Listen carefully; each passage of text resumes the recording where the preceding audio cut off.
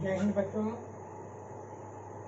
पूर्व में एक दिन और वाक्य के बारे में मैंने बताया था, जिसमें वाक्य के भेद, वाक्य की परिभाषा बताई गई। आज हम बताने जा रहे हैं कि हम वाक्य को पहचानेंगे कैसे। कर्तृवाच्य, कर्मवाच्य और भाववाच्य, इसमें कौन सा वाक्य क्या है, इसकी पहचान आवश्यक है। तो कर्तृवाच्य, पहली बात, कर्तृवाच्य में कर्ता की प्रधानता होती है, उस दिन मैंने बताया था। लेकिन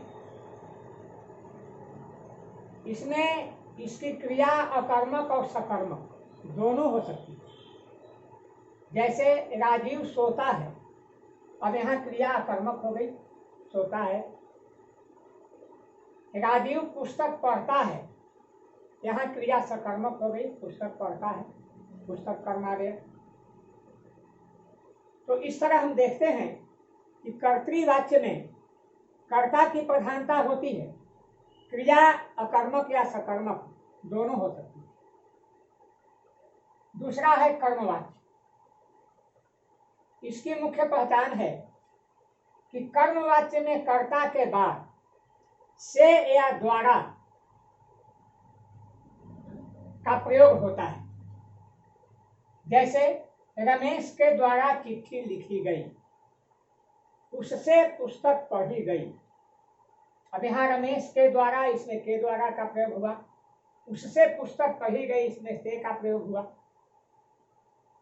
दूसरी पहचान है, कभी कभी कर्मवाच्य में कर्ता का लोप भी हो जाता है और विद्यार्थी प्राय उसमें घबरा जाते हैं कि इसमें कर्ता है नहीं, अब इसमें इसको कर्मवाच्य समझा जाए, भाववाच्य समझा जाए। लेकिन क्रिया उसमें कर्मवाच्य की ही होती है। जैसे उदाहरणार्थ, कभी कभी कर्मवाच्य में कर्ता का लोप भी हो जाता है।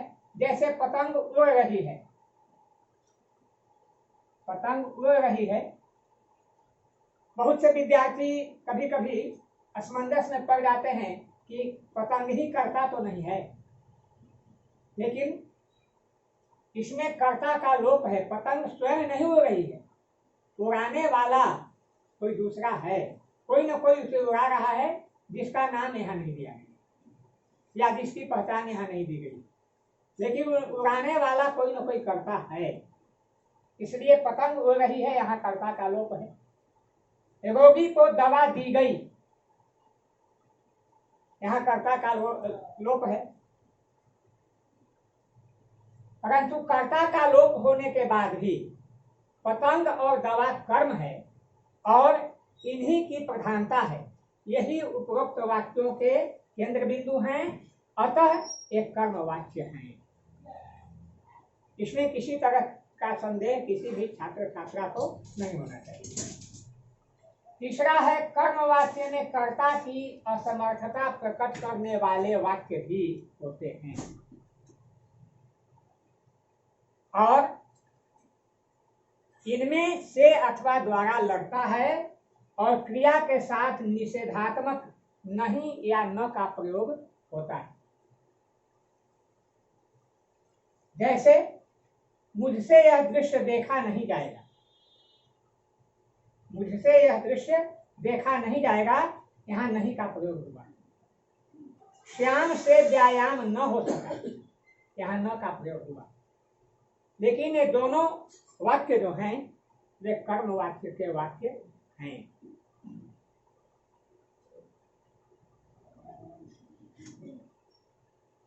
इसके आगे मैं बताऊंगा चौथा।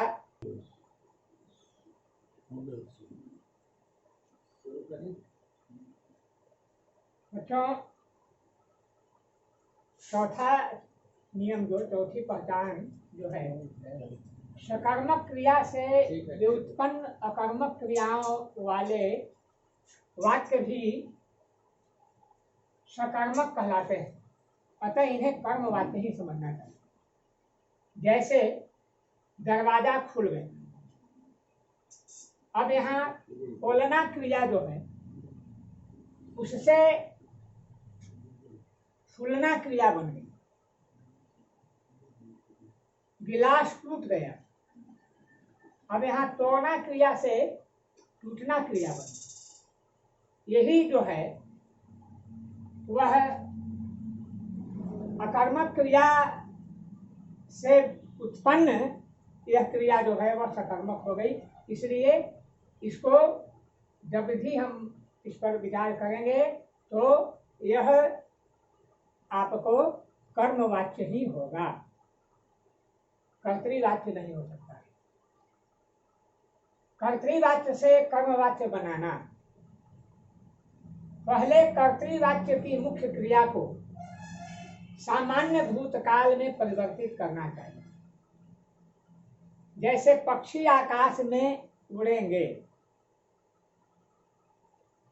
अब यहाँ जब इसको हम कर्मवाच्य में परिवर्तित करते हैं तो उड़ेंगे यह भविष्यत काल की क्रिया है, लेकिन इसको सामान्य भूतकाल में बदलना है, तब जाकर के कर्मवाच्य होगा। तो पक्षियों द्वारा आकाश में उड़ा जाएगा, ऐसा हो जाएगा।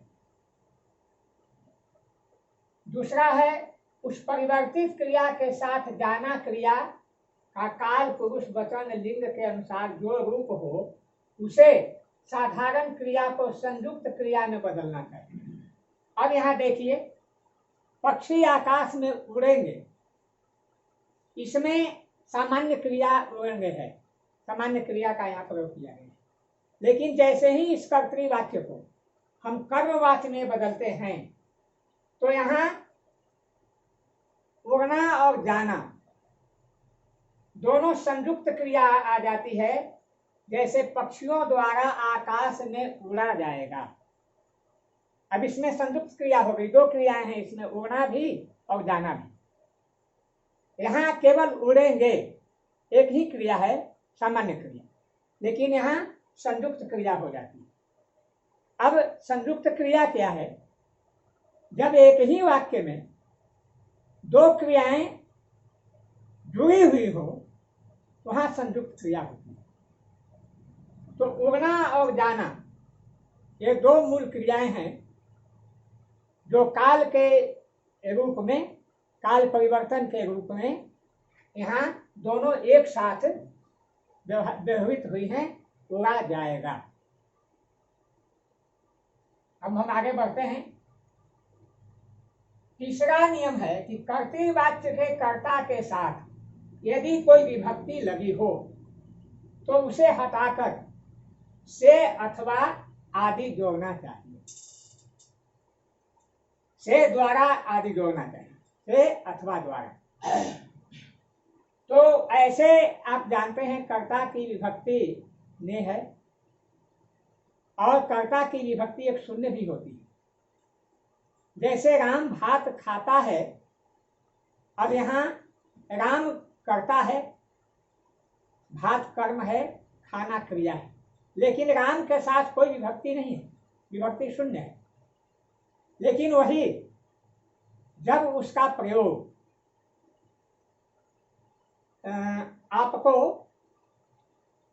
उसमें नियम है, कर्ता का में चिन्ह का प्रयोग कब होता है, ने चिन्ह का, कि अपूर्ण भूतकाल को छोड़कर शेष सभी भूतकालों में आवश्यकता अनुसार ने विभक्ति आती है। जैसे उसने रोटी खाई, राम ने पत्र लिखा, तो वहां ने क्रिया आ जाती है। तो ऐसी स्थिति में कर्ता की ने विभक्ति को हम हटा करके सीधे लिख देंगे। जैसे सुरेश ने पत्र लिखा, तो वहां द्वारा या से जोड़ देंगे। यहाँ जब हम इसको कर्मवाच्य में परिवर्तित करेंगे तो यह ने विभक्ति समाप्त हो जाएगी और आ जाएगा सीधे सुरेश द्वारा पत्र लिखा गया।